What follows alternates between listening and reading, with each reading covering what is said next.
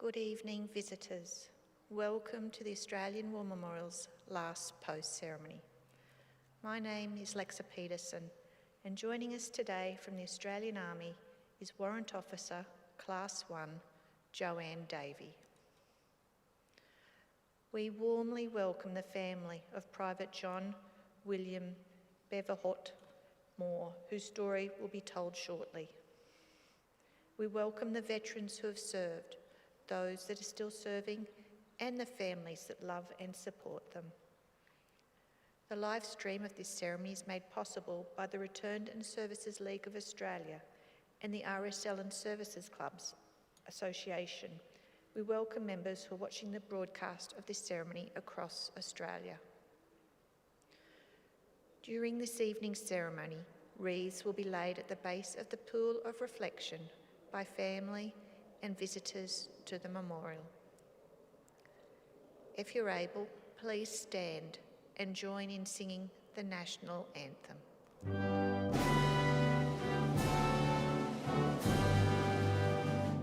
Australians, oh, let us rejoice, for we are one and free.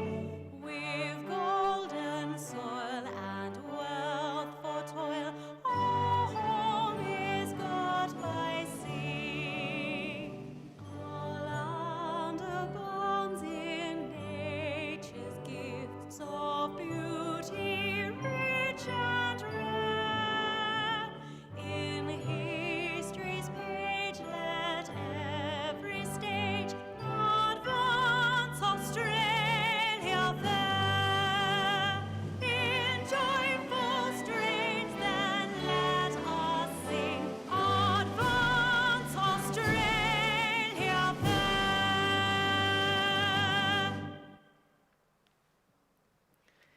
Visitors who are able to do so, please be seated.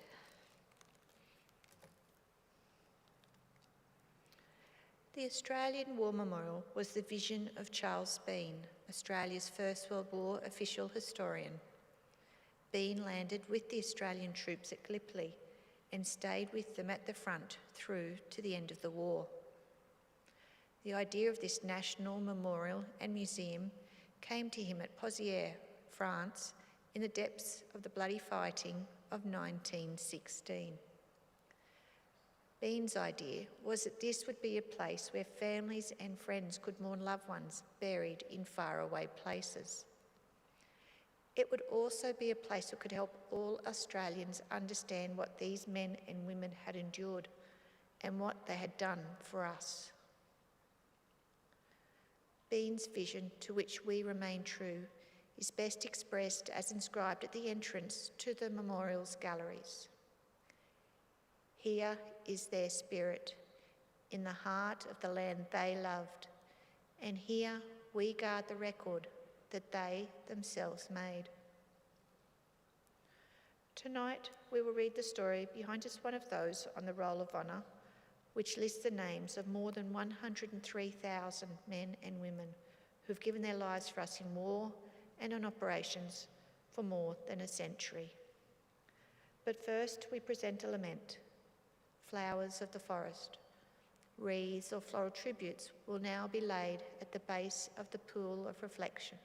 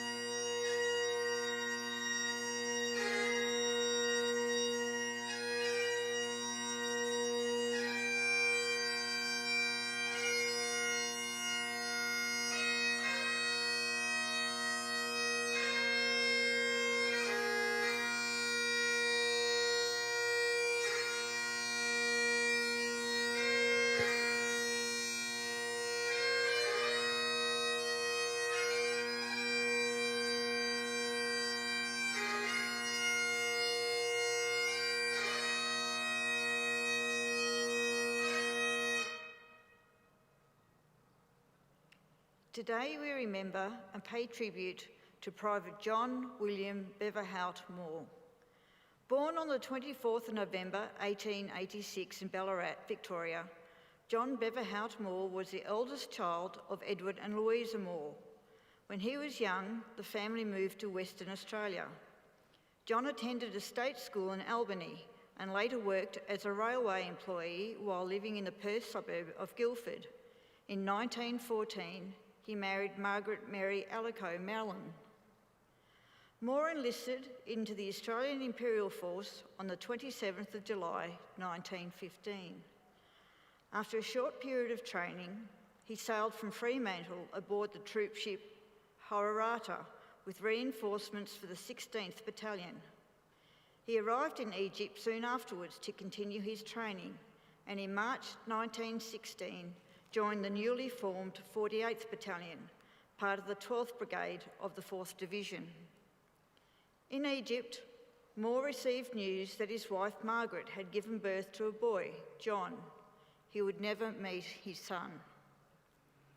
In June 1916, he sailed with his battalion from Egypt, bound for France and the war on the Western Front.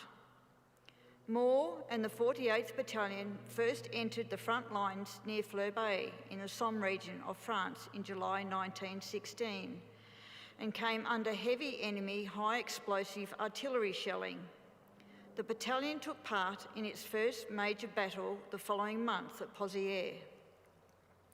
Moore and the 48th Battalion entered the lines at Pozières on the 5th of August 1916 and soon came under an extremely heavy German artillery barrage and subsequent infantry attack.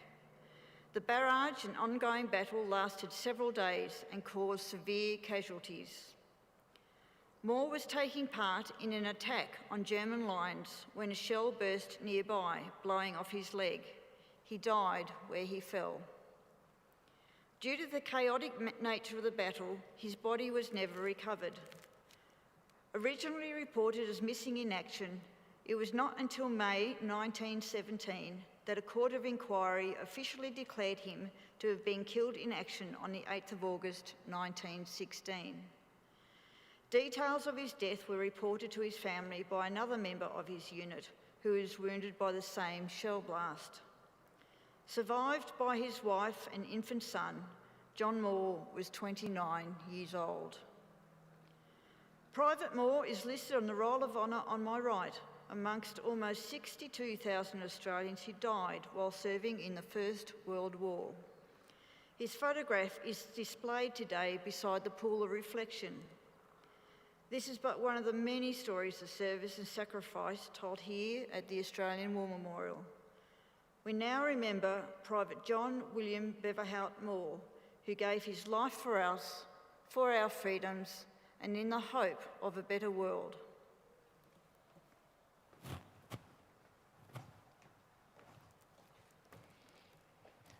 Please stand for the reading of the ode and sounding of the last post. They shall grow not old as we the left grow old. Age shall not weary them nor the years condemn. At the going down of the sun and in the morning we will remember them. We will remember them.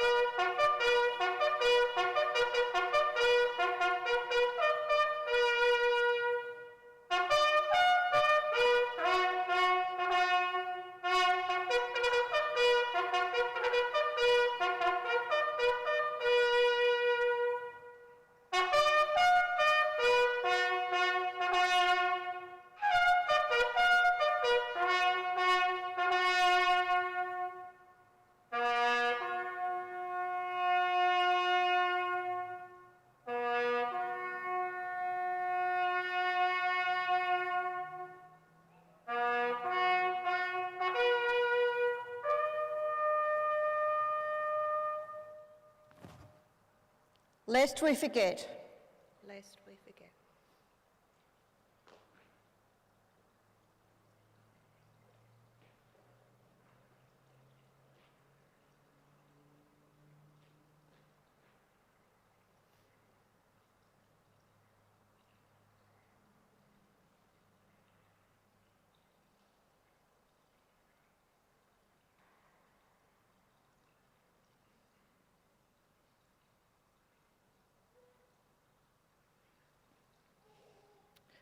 We leave you this evening with the words of the memorial's founder, Charles Bean. Many a man lying out there at Pozières or in the low scrub at Gallipoli, with his poor, tired senses barely working through the fever of his brain, has thought in his last moments, well, it's over, but in Australia they will be proud of this. Ladies and gentlemen, that concludes the last post ceremony. On behalf of the Director, staff and volunteers, thank you for visiting the Australian War Memorial today. We wish you all a very pleasant evening.